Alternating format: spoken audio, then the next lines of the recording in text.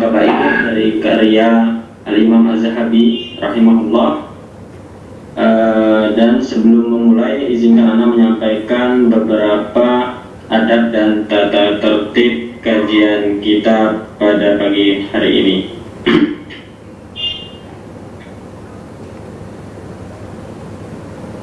Yang pertama, Ana mengingatkan diri Ana pribadi dan khususnya kita semua untuk senantiasa mengikhlaskan niat kita dalam bermajelis ilmu pada pagi hari ini semata-mata mengharap wajah Allah Subhanahu wa Ta'ala. Dan yang kedua, peserta kajian wajib menuliskan nama aslinya agar mudah dikenali. Dan yang ketiga, peserta kajian wajib memute mikrofon aplikasi Zoom pada saat kajian berlangsung untuk menjaga kehikmatan pada saat Ustadz menjelaskan materi. Kemudian yang keempat, peserta di kajian dilarang untuk saling mengobrol sendiri dan berbicara selama kajian berlangsung. Selanjutnya, khusus peserta akhwat, selama kajian berlangsung wajib menonaktifkan kamera pada aplikasi Zoom.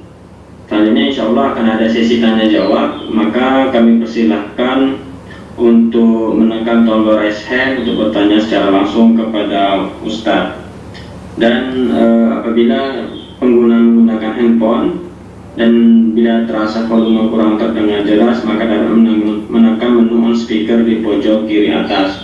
Jazakumullahu khairan atas perhatiannya. Untuk mempersingkat waktu, langsung saja waktu dan tempat kami persilahkan kepada Ustadz Dr. Firanda Dirjah Zawab Ta'ala. Tafadhol maskur, tafadhol Ustadz.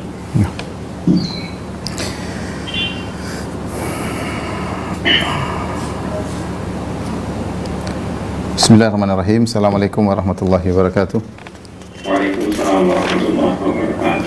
Alhamdulillahi ala ihsanih wa syukru lahu ala taufiqihi wa amtinanih. Wa asyhadu an la ilaha illallah wahdahu la syarika lahu ta'ziman li sya'nih. Wa asyhadu anna Muhammadan abduhu wa rasuluhu da'ila ridwanih. Allahumma salli alaihi wa ala alihi wa ashabihi wa ikhwanih.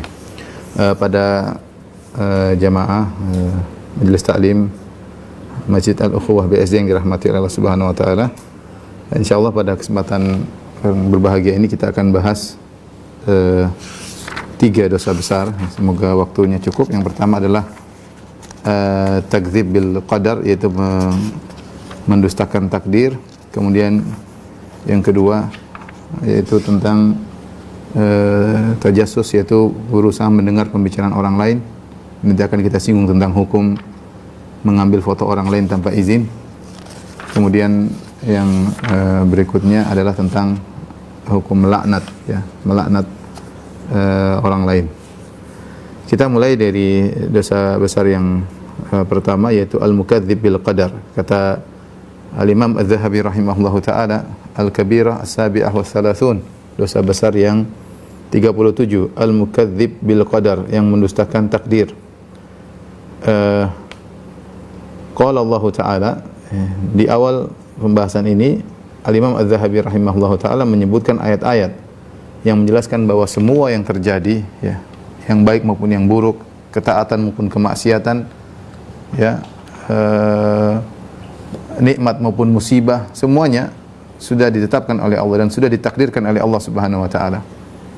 Karena Allah Subhanahu wa taala sebelum menciptakan, Allah sudah menyiapkan semuanya, ya. Makanya dikatakan al-qadar qudratullah. Takdir itu adalah kekuasaan Allah Subhanahu wa taala. Ya. Saya sering sampaikan, itu pembahasan masalah takdir pembahasan panjang dan sudah saya sampaikan dalam banyak pembahasan, tapi saya hanya ingin sampaikan singkat aja bahwasanya ibarat kalau seorang insinyur, ya, atau developer ingin membangun sesuatu, maka tentunya dia siapkan segalanya. Dia tahu apa yang harus dia lakukan, RAB-nya bagaimana, bahan-bahannya bagaimana, waktu eksekusinya berapa lama, kapan selesainya, nanti ujungnya bagaimana, dia tahu semuanya. Itu semua dari kemampuan dia, karena ilmunya dan kuasaan dan kemampuannya, sehingga dia bisa memperkirakan, dia mempersiapkan, memplanningkan segalanya, ya. Walillahil matsalul a'la. Dan bagi Allah perumpamaan yang lebih tinggi tentunya. Kalau manusia ketika memplanningkan segala sesuatu, biasanya ada yang miss, ada yang salah, ada yang keliru, ada yang kelebihan, ada yang kekurangan, tidak tepat, tidak sesuai dengan perkiraan. Tetapi kalau Allah Subhanahu wa taala memplanningkan, maka semua terjadi dengan tepat. Tidak ada yang luput daripada Tidak ada yang luput daripada perencanaan Allah Subhanahu wa taala. Makanya semua yang terjadi ya Allah Subhanahu wa taala sudah tahu dan Allah Subhanahu wa taala catat dalam Lauhil Mahfuz. Kemudian setelah itu Allah Subhanahu wa taala mengeksekusi, menghendaki dan mengeksekusi ya.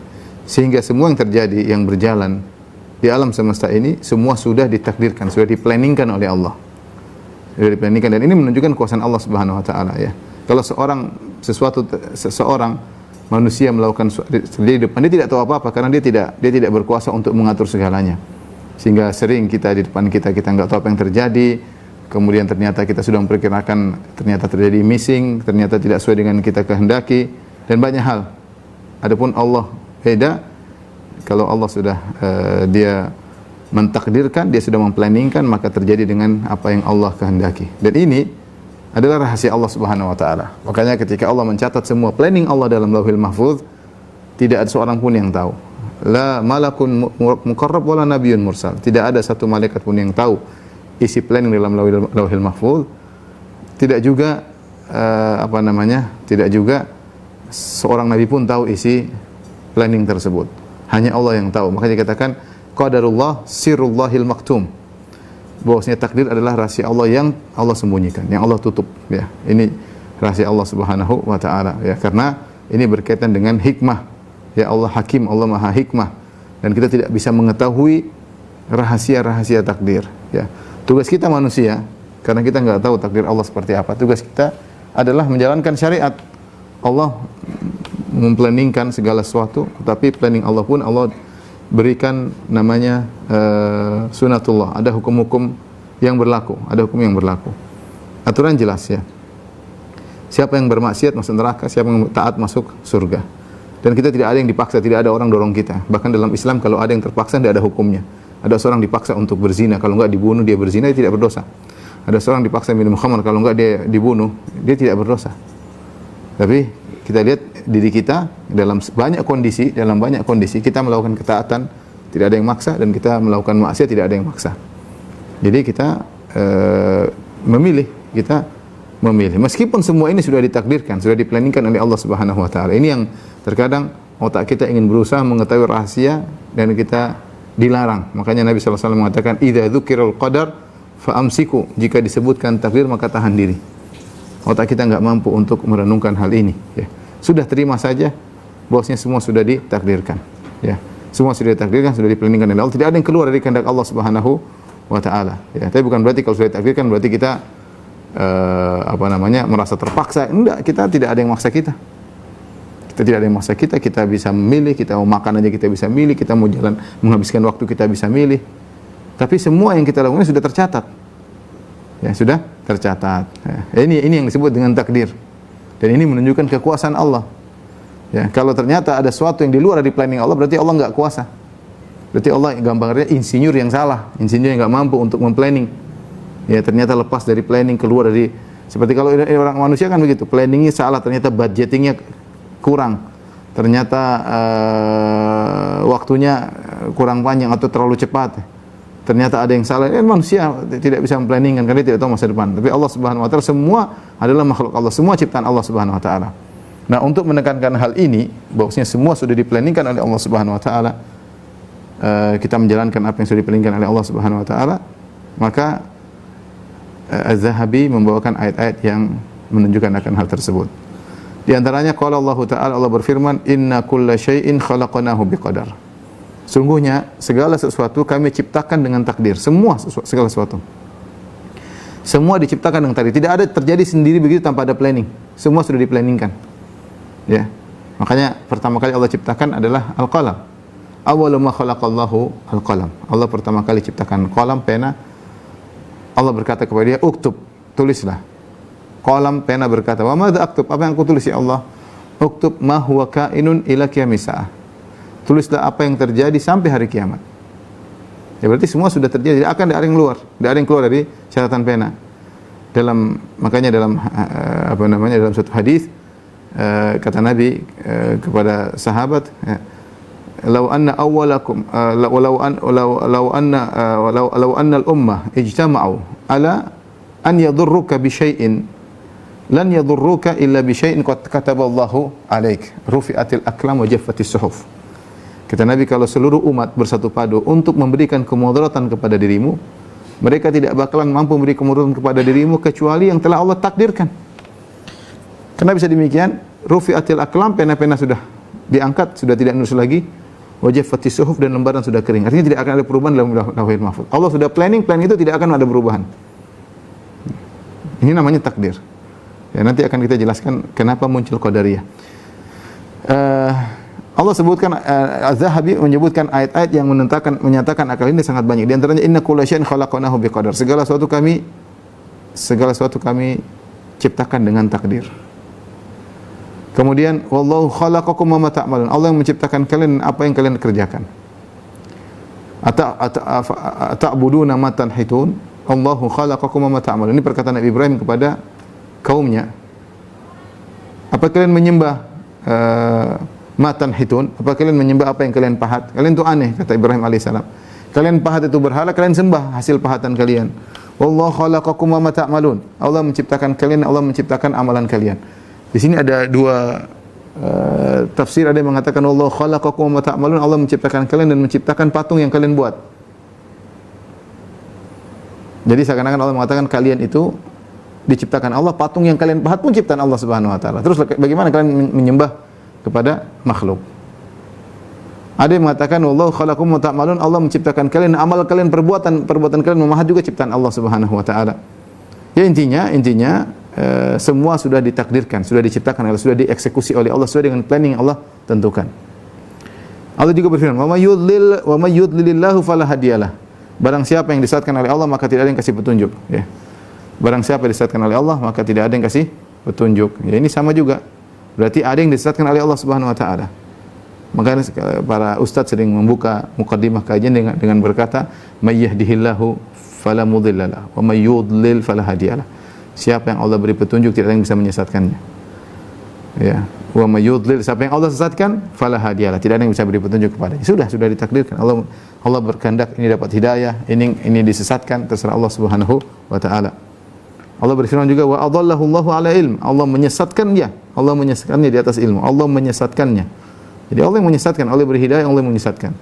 Allah yang yudlil, Allah yang yahdi. Allah beri menyesatkan, Allah yang beri petunjuk. Tadi may yahdihillahu fala mudhillalah, siapa yang Allah beri hidayah tidak ada yang bisa menyesatkannya. Wa may yudlil, dan siapa yang sesatkan Allah tidak ada yang bisa memberi hidayah kepadanya.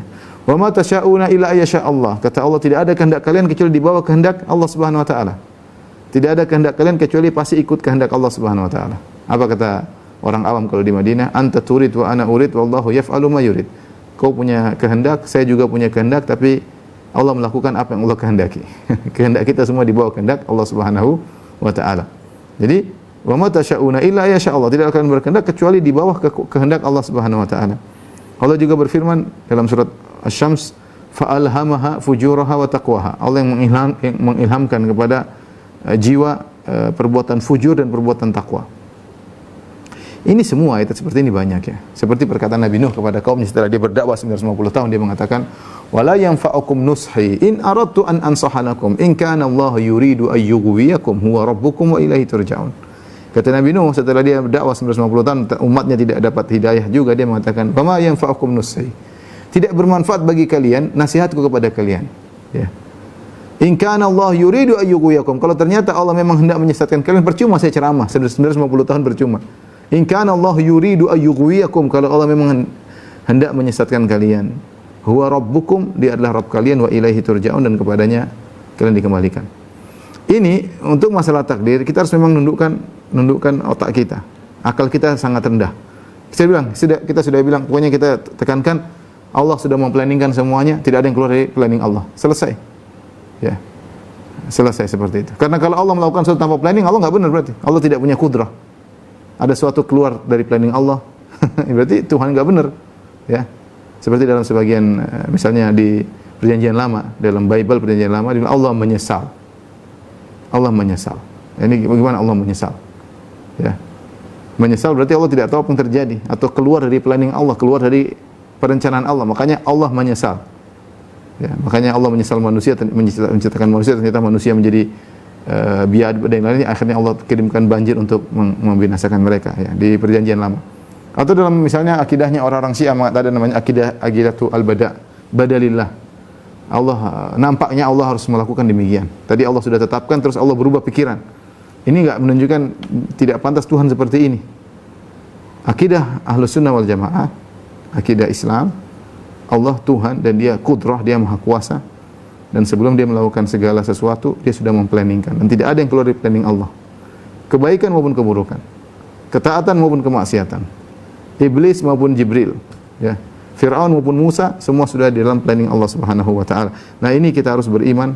Kalau tidak, berarti Allah Subhanahu wa taala bukanlah Tuhan yang hebat, ya, karena ada sesuatu yang di luar planning Allah Subhanahu wa taala dan Allah tidak bisa mengontrol ciptaannya. Taib. Wa nusus fi dzalika katsira, kata Az-Zahabi, dan dalil-dalil tentang hal ini banyak. Wa fi sahihain, kemudian beliau berkata dalam Sahih Bukhari, Sahih Muslim, hadis Jibril, ada hadis Jibril alaihissalam, hadis yang masyhur. Qala, Jibril berkata, "Ya Rasulullah, mal iman?" Wahai Rasul, apa itu iman? Rasulullah berkata, "Qala an tu'mina billahi wa malaikatihi." Engkau beriman kepada Allah dan para malaikatnya. Wa kutubihi wa rusulihi. Engkau beriman kepada kitab-kitabnya dan rasul-rasulnya. Wal ba'tsi ba'dal maut. Dan engkau beriman tentang hari kebangkitan, kebangkitan setelah kematian. Wal qadari khairihi wa syarrihi. Dan hendaknya engkau beriman kepada takdir yang baik maupun yang buruk. Ya, ini sudah kita beriman. Dan ini alhamdulillah masyarakat umum yakin akan hal ini. Kalau orang sudah takdir, qadarullah, mau diapain? Sudah takdir. Orang-orang awam, sampai orang-orang tua yang tidak pernah belajar agama secara khusus, ya sudah takdir. Dia bilang gitu, sudah takdir. Mau diapain? Takdirnya udah begini, garisnya udah begini. Yang di atas sudah menggariskan demikian. Alhamdulillah masyarakat umum percaya dengan takdir. Ya. Dan dengan takdir, mereka terima. Ini sudah di luar kemampuan akal kita. Ini sudah di planning. Kita tidak bisa memplanningkan, yang planningkan Allah Subhanahu Wa Taala. Nah, muncullah suatu kelompok namanya Qadariyah, yang mereka menolak takdir. Mereka menggunakan akal mereka. Mereka mengatakan kalau semua sudah diplanningkan, Allah tidak adil. Ya, ini sederhana lah. Allah tidak adil. Kalau begitu tidak ada takdir. Dan Qadariyah ada dua. Ya. Ini tentu saya sudah bahas panjang lebar dalam pembahasan masalah iman. Tapi ini sekedar singkat aja. Al-Qadariyah ada dua. Gulatul Qadariyah dan Al-Qadariyah yang Ghairul Gulat. Yang Qadariyah, Gulatul Qadariyah itu Qadariyah ekstrim. Ini Qadariyah yang tidak ekstrim, Qadariyah biasa.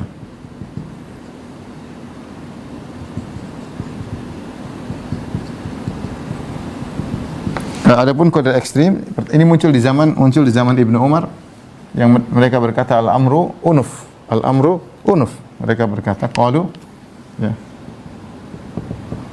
al-amru unuf, yaitu segala perkara baru saja terjadi tanpa planning dari Allah, tanpa takdir dari Allah. Ya. Artinya apa? Kata mereka melazimkan Allah baru tahu kalau sudah terjadi. Allah baru tahu.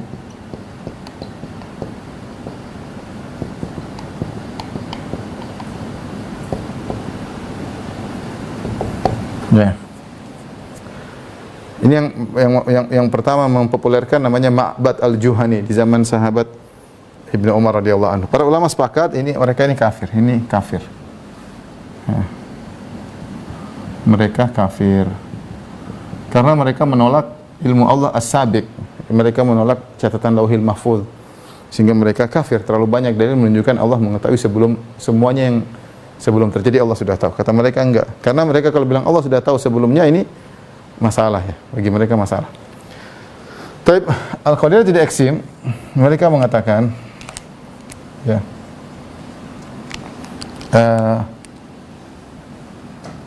kata mereka makhluk, dalam hal ini maksudnya manusia, menciptakan perbuatannya sendiri.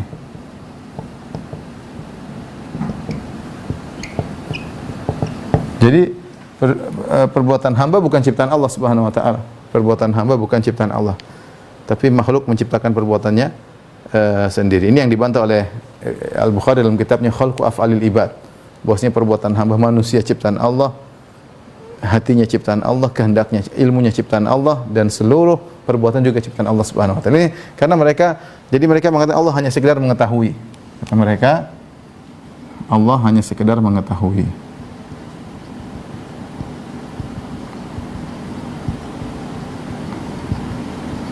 Namun tidak mengeksekusi.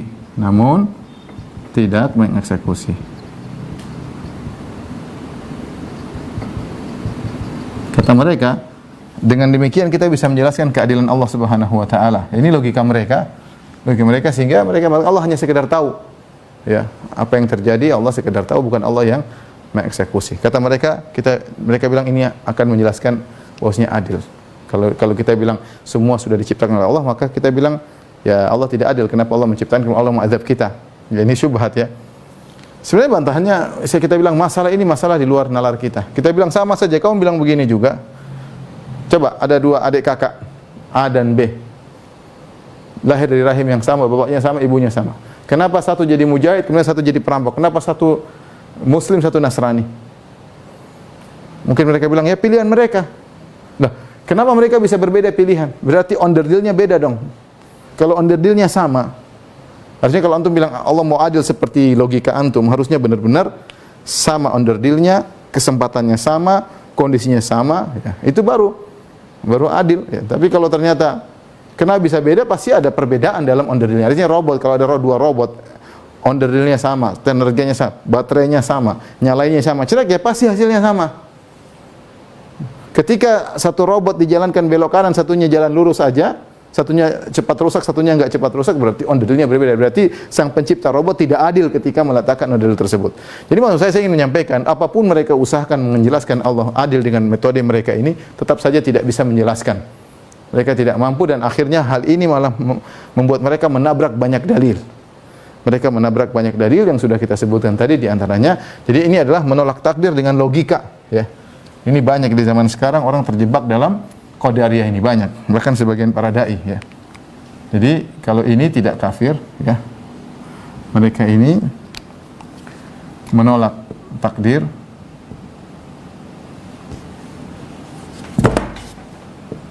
Saya tidak akan jelaskan lebih panjang lebar ikhwannya, karena ini pembahasannya khusus, ya. Mungkin antum bisa kembali kepada pembahasan tentang masalah takdir dengan logika.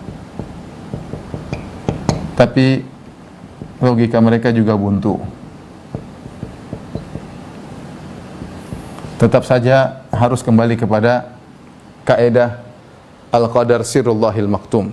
Takdir adalah rahasia Allah. Kenapa Allah menjadikan iblis jadi iblis? Kenapa Jibril urusan Allah? Kita enggak tahu. Kenapa harus Muhammad yang jadi nabi? Kenapa bukan antum yang jadi nabi? Urusan Allah Subhanahu wa taala. Ini rahasia Allah, yang tahu hanyalah Allah Subhanahu wa taala. Dan mereka tidak dihukumi kafir, ya. Mereka tidak dihukumi kafir. Kenapa tidak kafir? Karena mereka masih menetapkan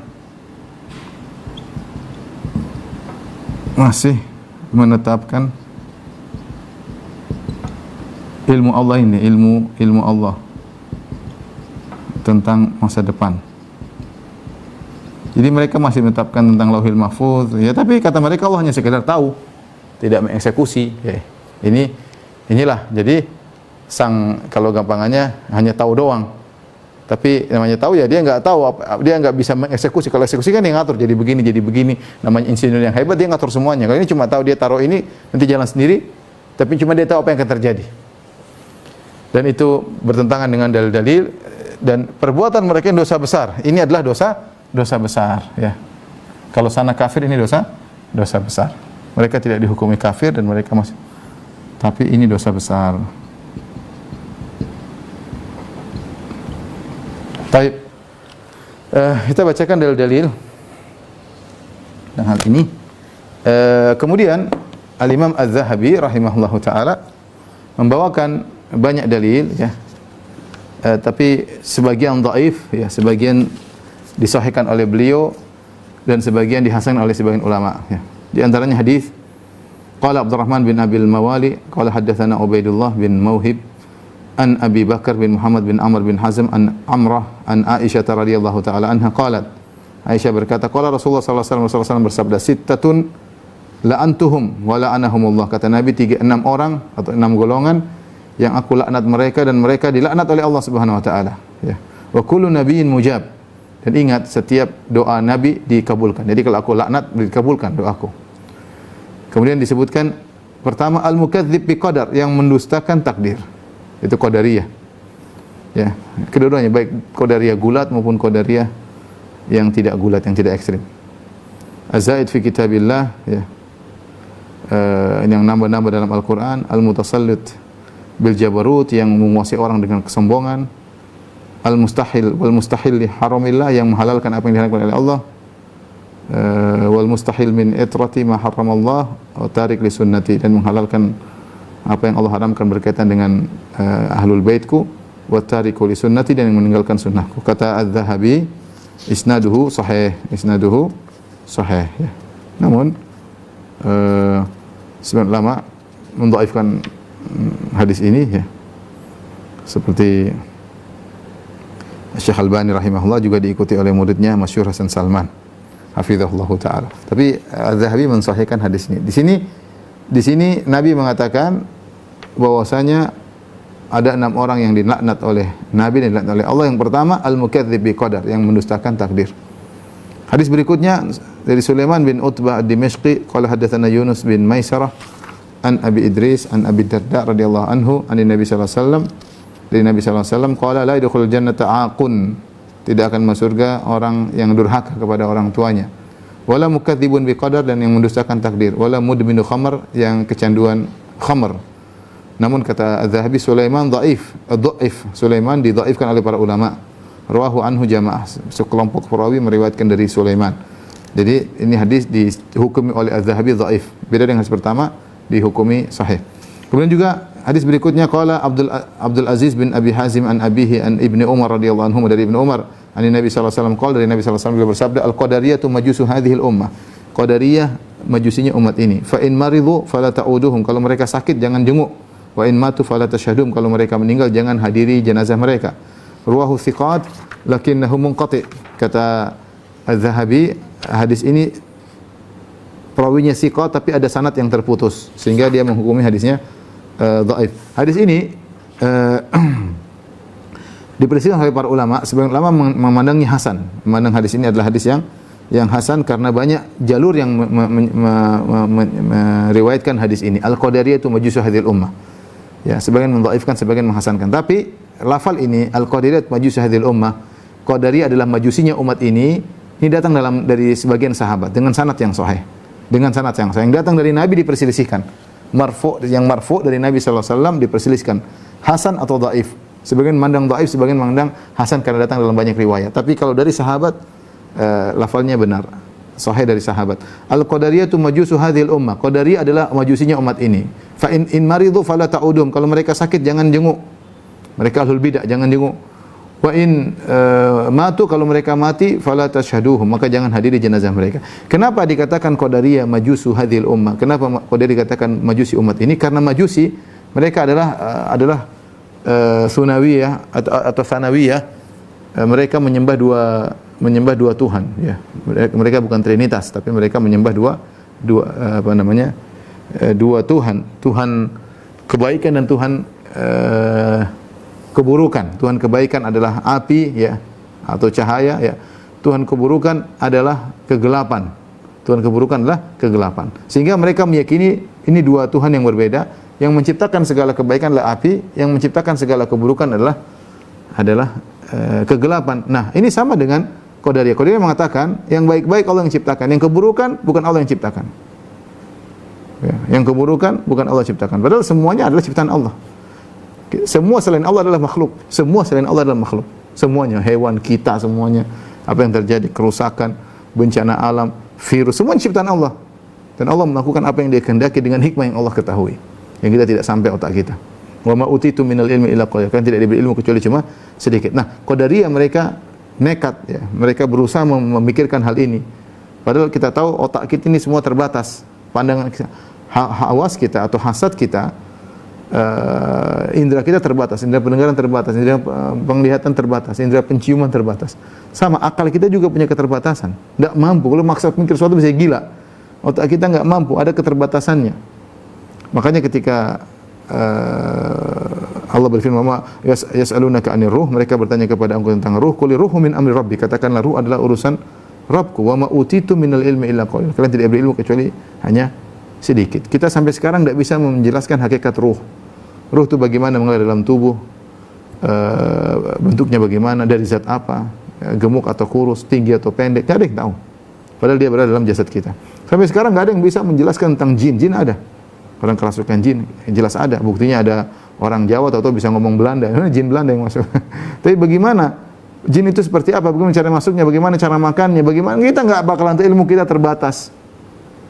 Banyak hal yang kita tidak ketahui.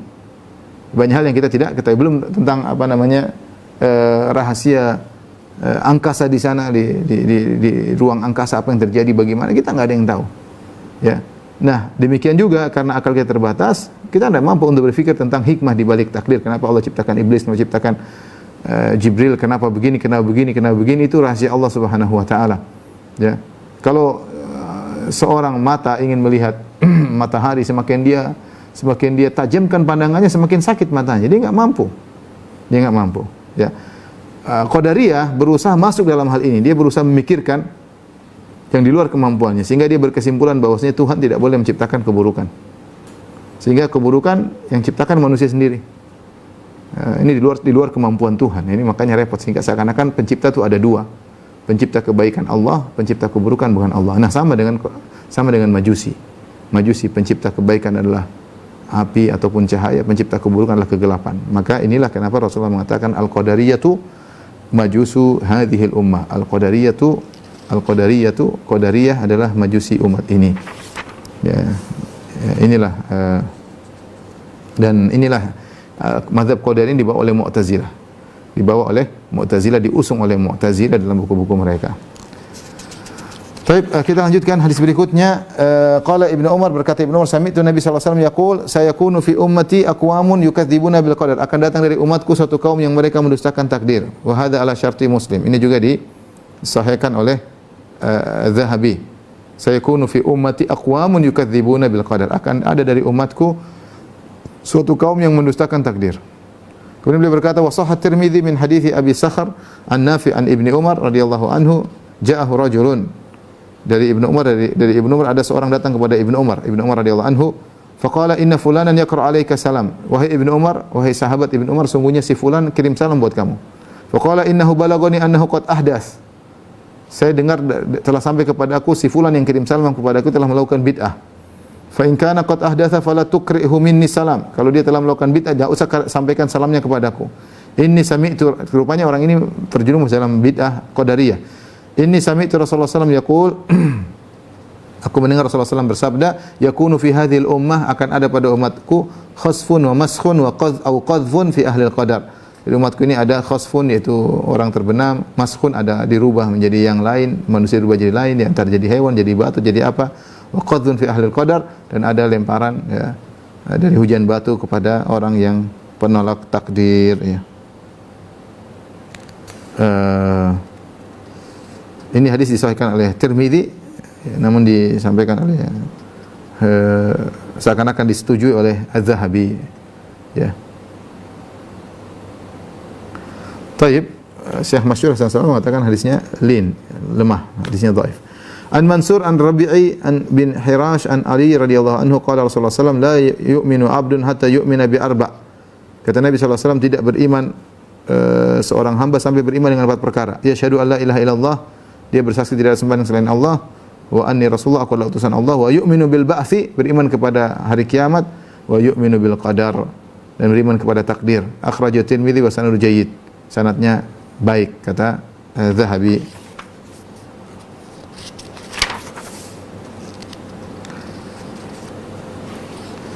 Kemudian beliau bawakan lagi wa an Baqiyah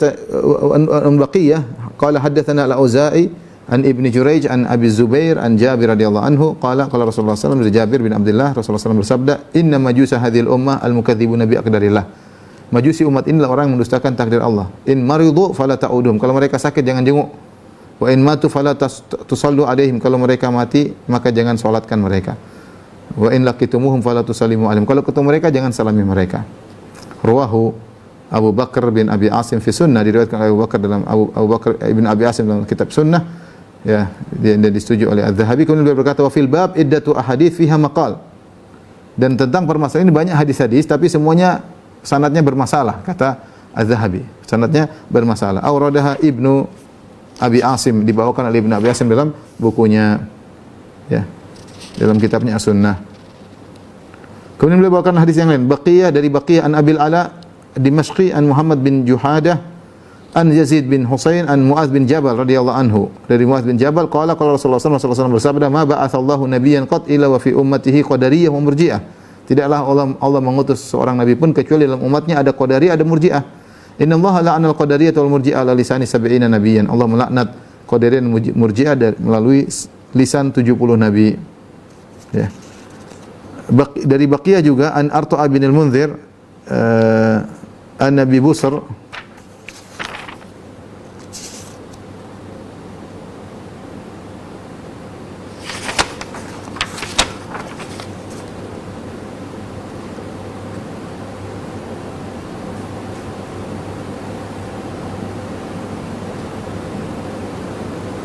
dan ini semua dari Baqiyah. Baqiyah dan dia adalah seorang yang mudallis, ya. Baqiyah tu Ibn al-Walid, Baqiyah an Abil Ala, dan mudallis itu kalau meriwayatkan dengan an maka tidak diterima. Kalau diriwayatkan dengan mengatakan haddatsana atau haddatsani baru diterima. Ini sekedar ilmu hadis. Di sini Imam Zahabi membawakan hadis-hadis dari Baqiyah Ibn al-Walid tapi menggunakan anah. Berikutnya Baqiyah an Arta'a bin al-Munzir an Abi Busr an Abi Mas'ud an Abi Hurairah radhiyallahu anhu marfu'an, dari Abu Hurairah secara marfu' dari Nabi, salasatun la yukallimuhumullah, 3 orang yang Allah tidak bicara dengan mereka. Wala yanzuru ilaihim yaumil qiyamah, Allah tidak melihat mereka pada hari kiamat. Wala yuzakkihim, Allah tidak mensucikan mereka. Al-mukadzibu bil qadar, yang mendustakan takdir. Wal mudminu fil khamr, dan yang kecanduan khamr. Wal mutabarri min waladi, yang berlepas diri dari anaknya. Ini bukan anak saya, padahal anak dia. Dia bawakan ini semua hadis-hadis dhaif menurut tadi yang dibawakan oleh Ibn Abi Asim, ini semua dinyatakan dhaif oleh Az-Zahabi. Hadis berikutnya lagi yang juga termasuk dhaif, Sufyan Ats-Tsauri an Umar maula Ghafrah an rajulin an Hudzaifah qala qala Rasulullah sallallahu alaihi wasallam likulli ummatin majusun wa majusu hadhil ummah alladziina yaz'amuna alla qadar. Setiap umat ada majusinya, dan majusi umatku ini yang menyangka tidak ada takdir. Wa anil Hasan an Aisyah radhiyallahu anha dari Nabi sallallahu alaihi wasallam, dari Nabi sallallahu alaihi wasallam Rasulullah bersabda, al-qadariyatu majusu hadhil ummah, qadariyah adalah majusinya umat ini. Wa hadhil ahadits la tathbut li dha'fi ruwatiha. Jadi Zahabi masyaallah dia mengatakan dia sahih, dia bilang sahih, yang dhaif bilang dhaif. Ya. Ini semua hadis tidak sahih karena perawinya dhaif, kata Az-Zahabi. Dari Al-Mu'afa bin Imran wa ghairu wahid an Nizar bin Hayyan an Ikrimah an Ibni Abbas marfu'an, dari Ibnu Abbas dari Nabi sallallahu alaihi wasallam, sinfani min ummati laysa lahum fil islami nasibun al-qadir wal murji'ah. 2 golongan dari umatku yang tidak mendapatkan bagian adalah qadariyah dan murji'ah. Sama Nizar takallama fi Ibnu Hibban, perawinya Nizar didhaifkan oleh Ibnu Hibban, dibincangkan wa qad tabahu ghairuhu min ad-du'afa, dan juga diikuti, namun perawinya juga dhaif yang ikut mutabaahnya. Qala Muhammad bin Bishr al-Abdi qala hadatsana Salam bin Abi Amr an Ikrimah ibn Abbas marfu'an nahwahu. Dari Abu Asim an-Nabil wa Muhammad bin Mus'ab al-Qurqusani an Ambasah an Az-Zuhri an Sa'id bin Musayyib an Abi Hurairah radhiyallahu anhu qala qala Rasulullah sallallahu alaihi wasallam ukhira kalamun fil qadar li syirari hadhil ummah. Diakhirkan pembahasan dalam masalah takdir karena keburukannya untuk orang-orang yang umat terburuk dari umat ini. Itu orang suka membahas takdir sehingga menolak adalah umat yang buruk. Baik, yang terakhir disebutkan Abu Malik Al-Asja'i, Abu Malik Al-Asja'i an Rabi'i an Hudzaifah qala qala Rasulullah sallallahu alaihi wasallam khalaqallahu kulla sani'in wa san'atahu. Allah menciptakan segala pembuat dan yang dibuatnya. Ini hadis ini adalah hadis yang diriwayatkan oleh Al-Bukhari dalam Khalqu Af'alil Ibad dan sanadnya sahih. Sanadnya sahih. Innallaha khalaqallahu kulla sani'in wa san'atahu. Allah menciptakan setiap pembuat dan yang dibuatnya. Misalnya ada pengrajin misalnya meja sang pengrajin diciptakan oleh Allah, hasil yang dia buat juga itu ciptaan Allah Subhanahu wa taala. Itu juga ciptaan Allah Subhanahu wa taala. Tapi intinya kita tidak panjang lebar tentang masalah takdir karena ini butuh pembahasan yang lebih detail. Kita lanjutkan pembahasan berikutnya. Dosa besar berikutnya al-mutasammi 'alan nasi ma yusirrunahu. Yang berusaha mendengar, al-mutasammi bukan man sami'a tapi bukan sami'. Kalau sami' mendengar, tapi al-mutasammi itu sengaja mendengar atas pembicaraan orang-orang yang mereka sembunyikan, mereka tidak ingin orang dengar. Tapi dia berusaha dengar, yaitu dia tajassus, berusaha dengar. Dia mengatakan wala Allah laisat bikabira. Mungkin ini bukan dosa besar ya. Tapi dalil-dalil menunjukkan dosa besar ya. Karena diancam dengan ancaman khusus. Qala Allah Ta'ala, Allah berfirman, wala tajassasu, janganlah kalian bertajassus mencari-cari berita ya. Wa qala Nabi sallallahu alaihi wasallam, Nabi sallallahu alaihi wasallam bersabda, "Man istama'a ila hadithi qaumin wa hum lahu karihun." Siapa yang mendengar kepada pembicaraan suatu kaum tolong hapus. Man istama'a ila hadithi qaumin wa hum lahu karihun, barang siapa yang mendengar, sengaja mendengar pembicaraan satu kaum wa hum lahu karihun, sementara kaum tersebut tidak suka untuk didengar pembicaraan mereka, subba fi udhunaihi al-anuku yaumal qiyamah, maka akan dituangkan pada kedua telinganya al-anuk rasas al-mudhab, yaitu timah yang dileburkan, itu sangat panas, dimasukkan ke kedua telinganya ya. Wa man sawwara suratan, siapa yang buat bentuk patung dan semisalnya, udhiba wa kullifa, bentuk maksudnya patung atau gambar makhluk bernyawa, udhiba, dia akan disiksa, wa kullifa an yanfukha fiha ruh, dan dia diperintahkan untuk meniupkan ruh pada patung yang dia buat, wa laysa binafikh, dan dia tidak akan bisa meniupkan ruh pada patung yang dia buat. Rawahul Bukhari, hadis riwayat Imam Bukhari. Al-anuk ar-rasasul mudhab, al-anuk adalah timah yang dilelehkan ya. Ini di antara dosa besar, mendengarkan pembicaraan orang. Man istama ila hadithi qaumin wa hum lahu karihun ya. Man istama ila hadithi qaumin wa hum lahu karihun, kata Nabi sallallahu alaihi wasallam. Yang paling bagus adalah Syekh Utsaimin. Sekarang kita akan bacakan bahasan Syekh Utsaimin tentang hadis ini ya. Man istama'a ila hadithi qaumin wa hum lahu karihun.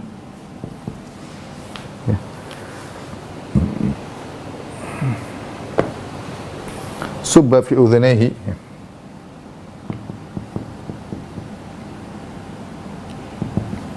al-anuk yaumal qiyamah. Siapa yang mendengar, istama itu berusaha mendengar. Siapa yang berusaha mendengar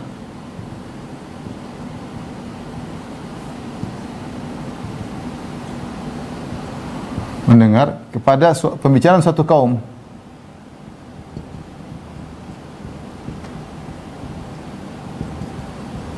padahal mereka tidak suka, sementara mereka tidak suka didengar. Sementara mereka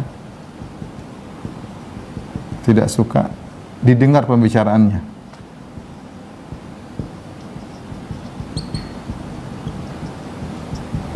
Subba fi udhunai, dituangkan ke kedua telinganya, maka pada hari kiamat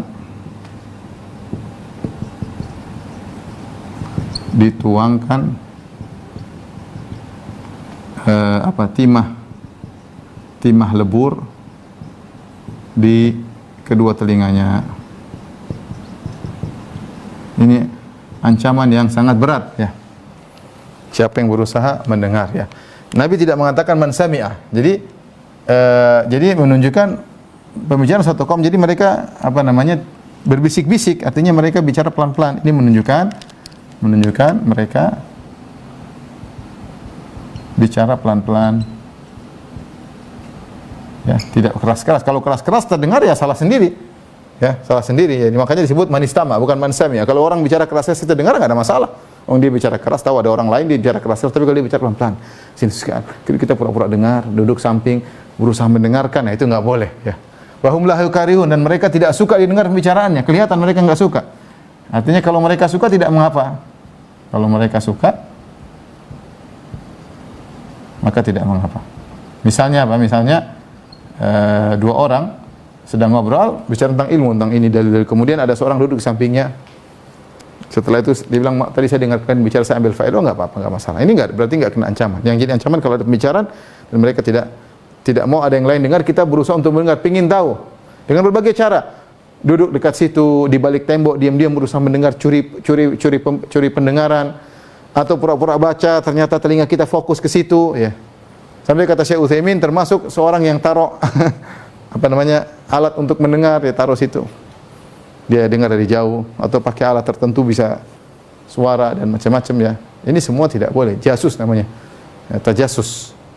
Ini hukumannya berat, ya. Maka pada hari kiamat kelak telinganya akan dimasukin dengan timah yang dileburkan berapa 1000 derajat bisa lebur, kemudian taruh maka sangat pedih. Maka ini al-jaza min jinsil amal. Al-jaza min jinsil amal. Balasan sesuai dengan perbuatan. Karena telinga yang bermaksiat maka telinga yang disiksa, ya. Karena telinga yang bermaksiat maka telinga yang disiksa.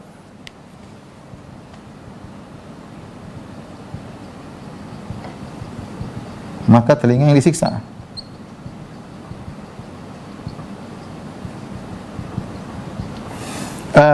Dan seperti ini banyak dalam dalil. Seperti misalnya Nabi berkata, wailun lil aqabi minan nar, celaka bagi tumit-tumit terkena api. Kenapa? Ketika seorang berwudu ternyata tumitnya tidak dia basahin. Wudu berburu-buru sehingga tumit tidak terkena. Yang disiksa tumitnya.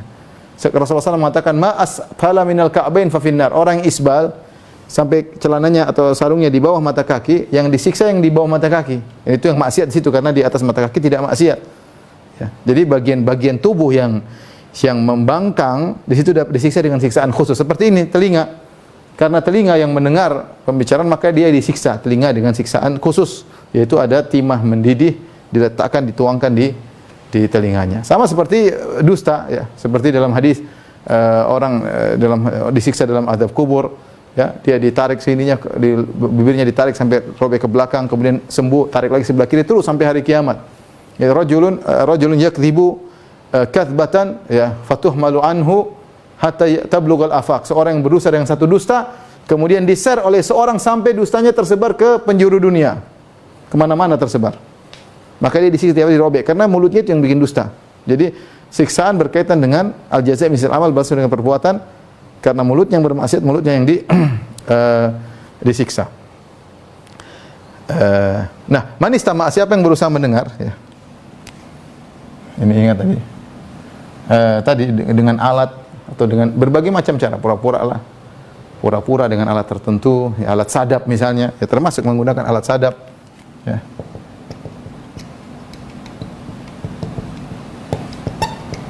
Sadap misalnya, pura-pura sedang baca misalnya. Ini semua yang penting ini semua masuk dalam ancaman ini. Perhatikan yang menarik dari Syekh Utsaimin rahimahullah, ya. Dia menganalogikan. Ini bisa dikiaskan dengan melihat, ya,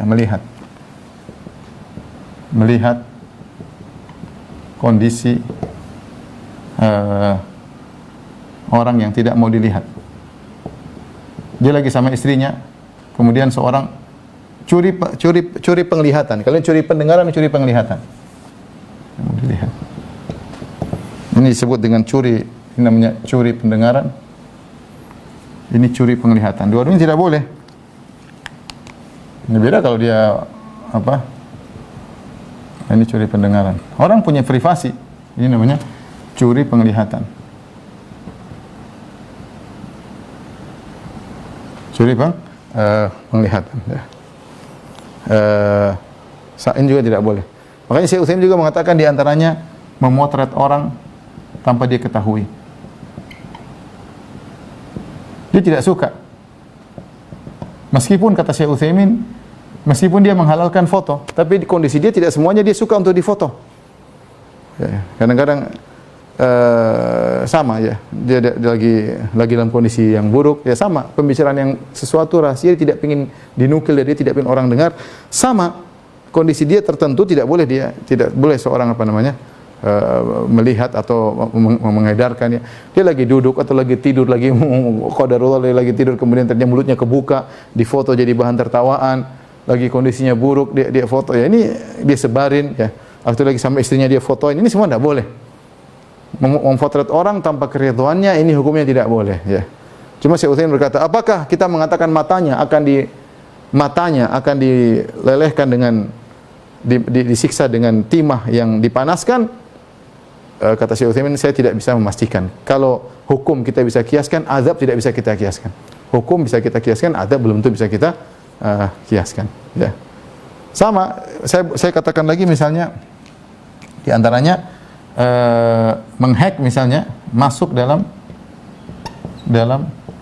grup WhatsApp ya, WA ya, tanpa izin mereka, tidak boleh ya. Kecuali ini semua, kecuali dalam hal misalnya keamanan negara yang ini dikhawatirkan bermasalah, kan itu lain cerita ya.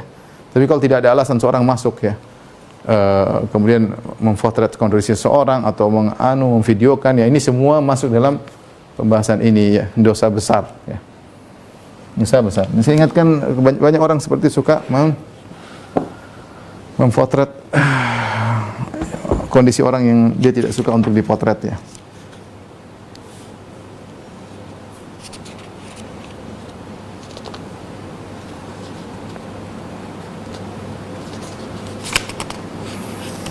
Saya bacakan perkataan Syekh Utsaimin dari Syarah Bulughul Maram ya.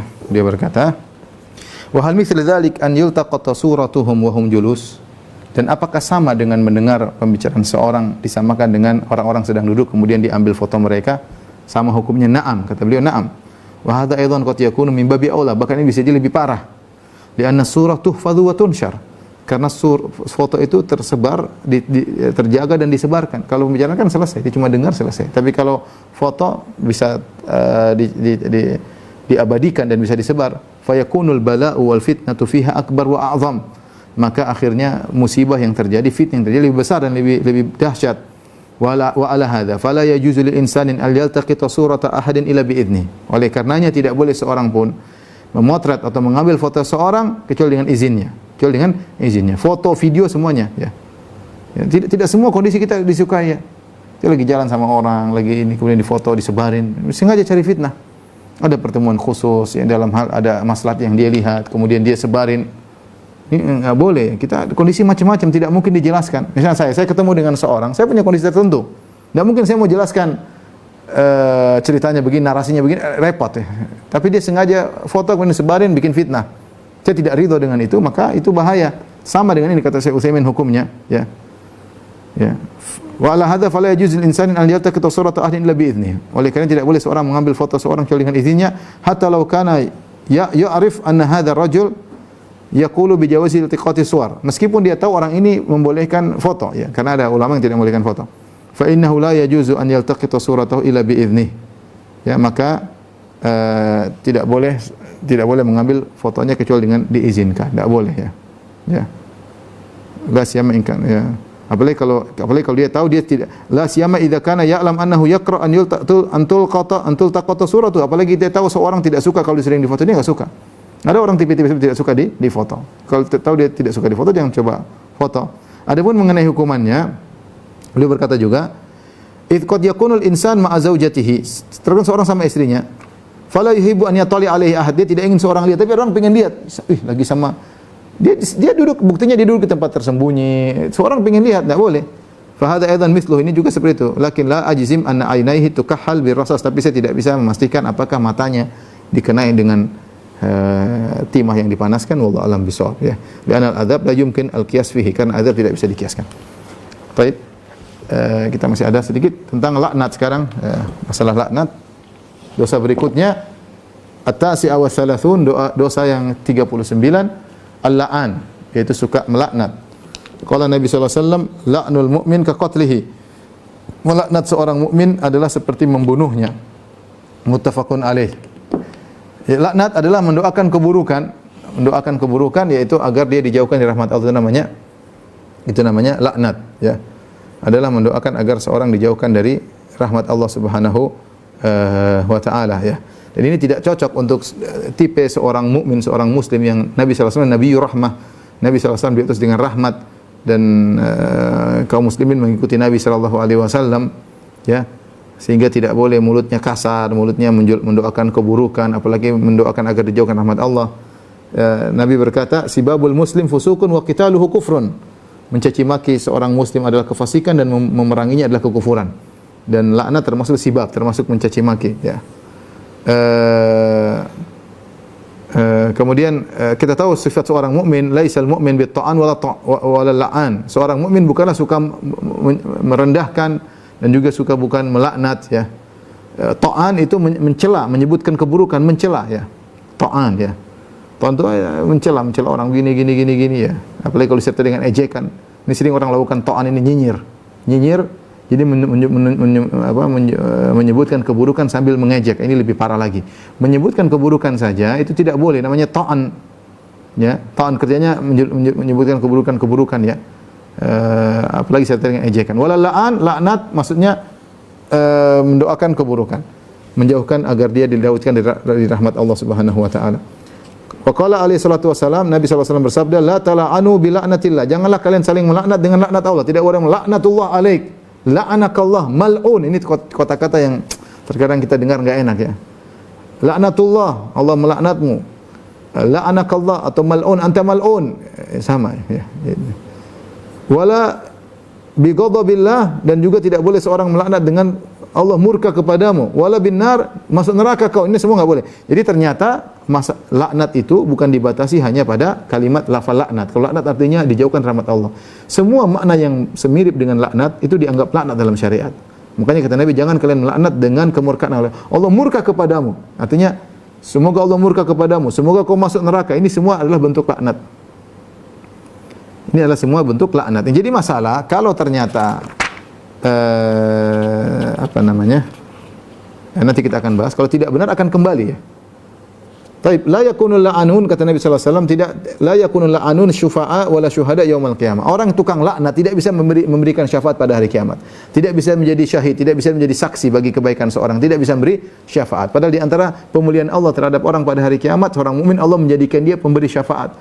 Dia bisa memberi syafaat kepada sebagian orang yang mungkin masuk neraka bisa keluar dari neraka, yang mungkin surganya rendah bisa dia tinggikan, yang mungkin seorang harus masuk neraka enggak jadi masuk neraka. Allah jadikan dia memberi syafaat untuk memuliakan dia.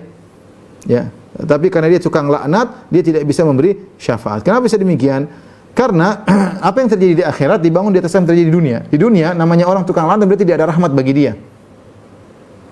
Wala ta'an, tukang pencela, ya. Tukang pencela dia adalah mencela itu mempersaksikan keburukan bagi seorang. Laknat mendoakan keburukan bagi seorang. Dan ini bertentangan dengan syahid dan syafi'. Saya ulangi, lihat. Laknat mendoakan keburukan bagi seorang. Syafaat menginginkan kebaikan bagi seorang pada hari kiamat kelak. Nah, orang suka laknat enggak pantas untuk beri syafaat. Ta'an suka menyebut keburukan orang lain, ya. Syahid mempersaksikan kebaikan orang lain. Maka tidak pantas, dia terbiasa tukang nyinyir, tukang mencela pada hari di dunia, tidak mungkin pada hari kiamat menjadi sebagai saksi kebaikan. Karena dua hal yang bertentangan. Al-jazaa' min jinsil amal, balas dengan perbuatan. Ini jelas oleh Ibnu Qayyim rahimahullah dengan penjelasan yang sangat baik dalam kitabnya Bada'iul Fawaid, ya. Ya.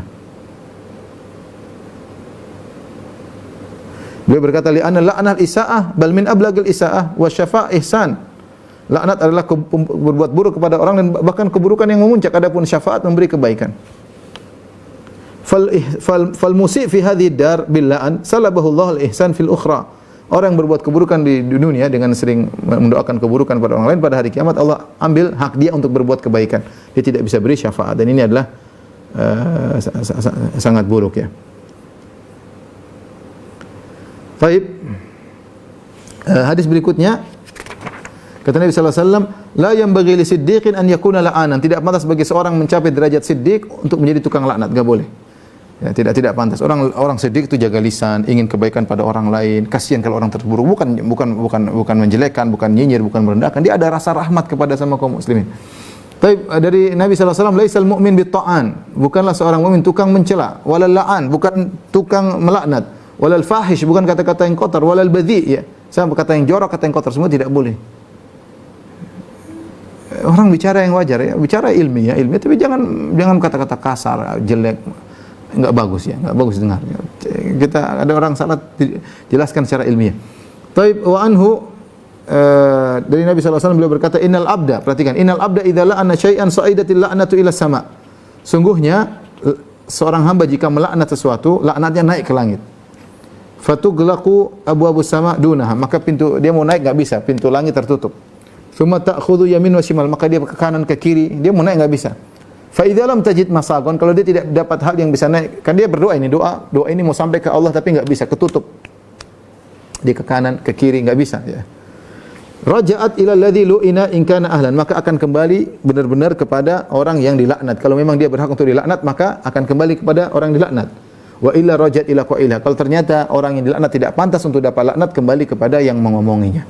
Jadi masalahnya bukan kalau orang laknat kau dijauhkan rahmat Allah, laknatullah mal'un, kita laknat orang misalnya, semoga kau masuk neraka, semoga kita doakan keburukan. Masalahnya bukan selesai di situ aja. Orang ini pantas enggak didoain seperti itu? Kalau tidak pantas kembali kepada kita, mengerikan. Tidak pantas kembali kepada kita. Waliyadzubillah. Seorang jaga lisan. Lisan ini bahaya. Bisa menjerumuskan orang bisa merusak banyak amalan dan bisa menjerumuskan orang dalam neraka jahanam. Waqad aqaba an-nabiy sallallahu alaihi wasallam allati la'anat naqataha. Nabi telah menghukum seorang wanita yang melaknat ontanya bi ansalabaha iyyaha. Ya, maka ontanya disuruh jangan kau naik lagi ontanya, biarkan ontamu, kau sudah melaknat ontamu tersebut. Faqala Imran bin Husain wa Abu Barzah wal hadits li Umran. Qala bainama Rasulullah sallallahu fi ba'dhi asfarihi, ketika Nabi dalam sebagian safarnya, umra'atun minal ansar ala naqatin. Ada seorang wanita di atas, dari Ansar di atas ontanya. Fadajirat fala'anatha ya. Dan dia jengkel dengan ontanya, mungkin susah dikendalikan. Fala'anat mengenal mal'una, dia mengatakan onta kamu onta terlaknat. Fasami adzalika Rasulullah SAW dengar wanita itu melaknat ontanya. Qala khudhu ma 'alaiha. Ambil semua barang-barangmu dari onta tersebut, kata Nabi. Wada'uha, dan biarkan, lepaskan onta tersebut. Fa innaha mal'unah, dia telah terlaknat. Jadi beri hukuman kepada dia, jangan pakai onta tersebut, kau sudah melaknatnya. Tidak pantas kau untuk menunggangi barang yang kau mengundangi hewan yang kau laknat, tidak pantas. Qala Imran, fa ka'anni anzuru ilaiha al tamshi fin nas ma ya'ridu laha ahad. Ya, aku lihat seakan-akan melihat wanita tersebut, dia jalan di jalan, tidak ada orang, semua cuek sama dia. Ruwahu Muslim. Ya. Seakan-akan itu onta tidak pantas dilaknat, kembali kepada dia. Buktinya kembali kepada dia, orang cuek sama dia. Waliyadzubillah. Hadis berikutnya, Ibnu Lahai an Abil Aswad an Yahya bin Nadhr an Abi Hurairah an Nabi sallallahu alaihi wasallam qala inna arbar riba istitolatu mar'a fi ardi akhihi muslim. Di antara riba yang paling parah adalah istitolah, itu panjang lisan kepada harga diri seorang muslim yang lain ya. Di antara ini termasuk dosa adalah menjatuhkan harga diri orang lain ya, memfitnah, menjelek-jelekan, merendahkan, apalagi sampai melaknat dan yang lainnya. Tapi demikian, ikhwan dan akhwat yang rahmatillah subhanahu wa ta'ala, majelis taklim dari Masjid Ukhuwah BSD, kita telah sampai pada penghujung pengajian. Kalau ada yang bertanya, saya persilakan. Nah Ustaz, jazakallahu khairan wa barakallahu fikum Ustaz atas ilmunya yang telah disampaikan. Selanjutnya kita masuk ke sesi tanya jawab. Mungkin sebelumnya antum bersedia sampai jam berapa Ustaz untuk sesi tanya jawab Ustaz? Boleh 5 pertanyaan. 5 pertanyaan Ustaz. Okay. Mungkin yang pertama akan persilakan kepada peserta yang sudah raise hand, diharapkan pertanyaannya sesuai dengan tema pada hari ini. Yang pertama dari Ashraf Abu Fikar, tafadhol.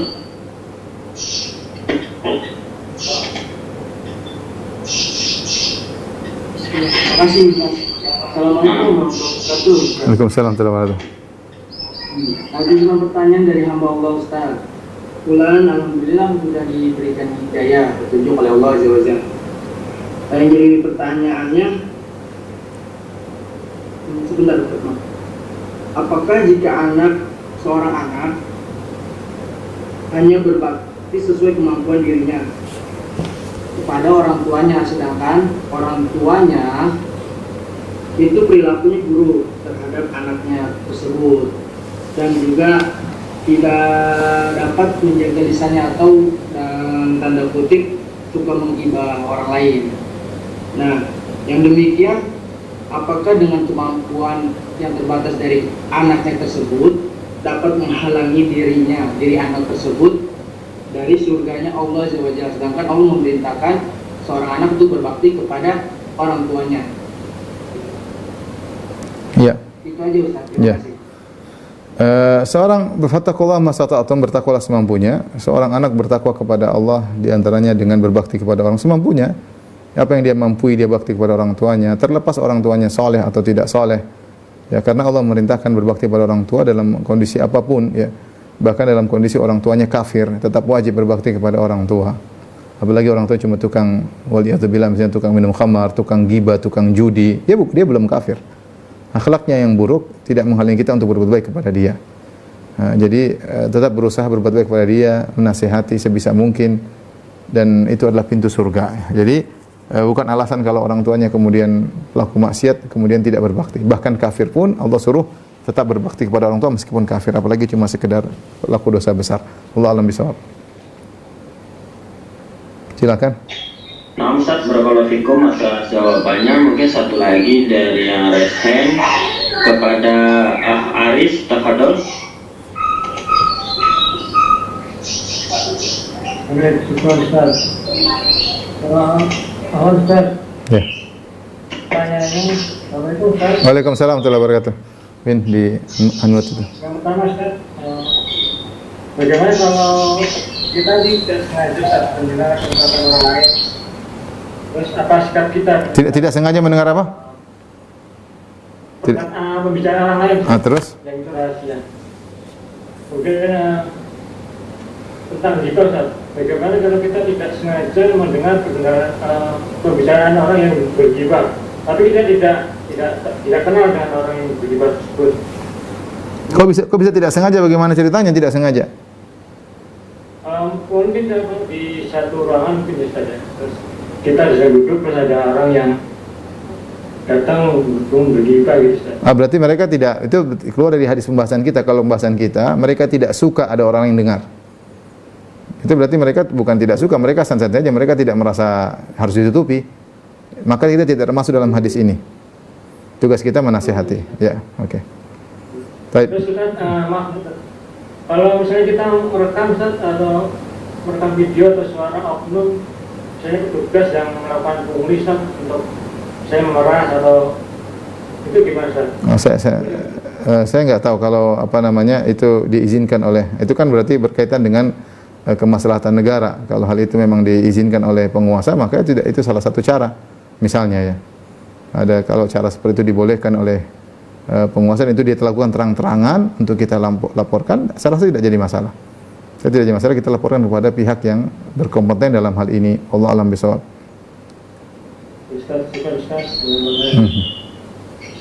Nah, selanjutnya saya akan bacakan yang masuk via chat. Assalamualaikum warahmatullahi wabarakatuh. Sering kita jumpai banyak foto orang lain yang dijadikan stiker WhatsApp atau dijadikan bahan lucu-lucuan. Bagaimana hukumnya?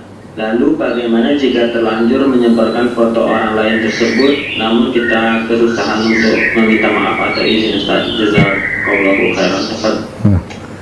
Saya pernah mendapati posisi seperti itu, posisi ada teman yang dibuat, teman sendiri dibuat stiker seperti itu, memang kondisinya lucu dan dia mengizinkan, apa kata dia.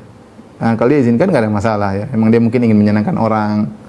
Ada yang tidak mengizinkan, kalau kita nggak tahu persis diizinkan, mungkin ada yang dia bikin sendiri bukan atas kesediaan orang tersebut. Artinya tidak resmi, dia bikin sendiri, dia olah-olah sendiri, dan itu sering terjadi. Itu tidak boleh hukumnya. Kita tidak boleh ikut-ikutan. Kalau kita ragu, tidak majaribu, tinggalkan yang kita ragukan, tidak usah. Tidak usah. Kita bisa membuat senang orang tanpa harus ketawa atas keburukan orang lain ya. Jadi kalau kita tahu memang itu resmi, dia sengaja yang bikin sendiri dan dia sebarin, ya itu tidak jadi masalah. Tapi bermanfaat atau tidak kita lihat. Kalau bermanfaat enggak apa, kalau enggak ya enggak usah ikut-ikutan. Ya, khawatirnya itu gambar dibuat oleh orang, jadi ada foto orang digabung-gabungkan, diolah-olah sehingga jadi lucu, padahal orang yang difoto tidak ridho dengan hal tersebut. Ya, sebaiknya tidak usah. Baik, berikutnya. Nah, Ustaz, dari chat. Bismillah, Assalamualaikum warahmatullahi wabarakatuh. Izin bertanya Ustaz, jika seorang istri memajang foto suami dan tidak izin, bagaimana ya Ustaz, sedangkan suami sudah bilang nggak suka fotonya dipajang di sosmed? Bagaimana agar suami tidak marah? Ya. Udah, minta maaf, dimasakin masakan yang enak, udah. Nanti malam dilayani, insya Allah sudah selesai. Taib, selanjutnya terakhir. Mungkin terakhir anak Iya. persilakan kepada peserta Silakan. ASN untuk Mario Teguh Satria Tafadhol. Assalamualaikum Ustaz. Waalaikumsalam warahmatullahi wabarakatuh. Izin bertanya Ustaz, masalah takdir tadi Ustaz, misalkan apakah takdir itu terbatas pada hasil saja Ustaz? Misalkan saya ditakdirkan sakit, apakah takdir itu di sana saja ataukah juga ikhtiar kita dan cara kita untuk menghadapinya itu juga ditakdirkan? Misalkan saya marah-marah nih Ustaz karena sakit, apakah itu juga ditakdirkan untuk saya marah-marah Ustaz? Iya, semuanya sudah ditakdirkan. Cuma itu tidak kita ada yang tahu. Makanya tidak bisa kita bersandar kepada takdir, tidak boleh kita beralasan kepada takdir, tidak boleh seorang punciri mengatakan saya sudah ditakdirkan karena kita beralasan pada hal yang tidak kita ketahui. Ya. Makanya tujuan takdir adalah kalau kamu dapat musibah, kamu tidak terlalu bersedih karena sudah ditakdirkan. Kalau kamu dapat kenikmatan, kamu jangan sombong karena sudah ditakdirkan. Itu tujuannya sih. Bukan kita untuk mencari kenapa begini, kenapa begitu. Di luar kemampuan kita. Apa yang kita lakukan semuanya sudah ditakdirkan. Ya. Tapi tidak boleh jadikan alasan untuk melakukan kemaksiatan. Makanya ada seorang datang kepada Umar, dia mengatakan saya mencuri karena ditakdirkan. Kata Umar, iya, kau dipotong tangan pun karena ditakdirkan ya. Jadi semuanya sudah ada aturannya. Karena kita nggak tahu apa takdir kita, maka kita berusaha melakukan yang terbaik. Toh tidak ada yang memaksa kita untuk marah-marah, tidak ada yang mendorong kita untuk makan yang haram, tidak ada yang menarik tangan kita untuk membunuh orang. Ya, semuanya kita lakukan dengan keinginan kita. Kita nggak bisa berhadapan di hadapan Allah, ya Allah sudah kau takdirkan. Mana? Kau nggak tahu apa takdirku? Kau nggak tahu ya. Dan tidak ada yang memaksa kamu. Jadi kita tidak akan bisa berhujah di hadapan Allah. Makanya perkara takdir adalah masalah yang benar-benar kita harus tunduk akal kita. Sudahlah, pokoknya sudah begitu, sudah diplanningkan. Kita hanya menjalankan dan kita berusaha menuju kebaikan. Ya, Allah mengatakan wa hadainahu najdain. Kami telah tunjukkan dia dua jalan, terserah. Ya, mau jalan yang baik, mau jalan yang buruk, dia bisa lakukan. Wallahu a'lam bishawab. Demikian saja kepada para jamaah Majelis Ta'lim Al-Ukhuwah BSD. Insyaallah kita lanjutkan bulan depan. Wabillahi taufiq wal hidayah. Assalamualaikum warahmatullahi wabarakatuh. Waalaikumsalam warahmatullahi wabarakatuh. Jazakallahu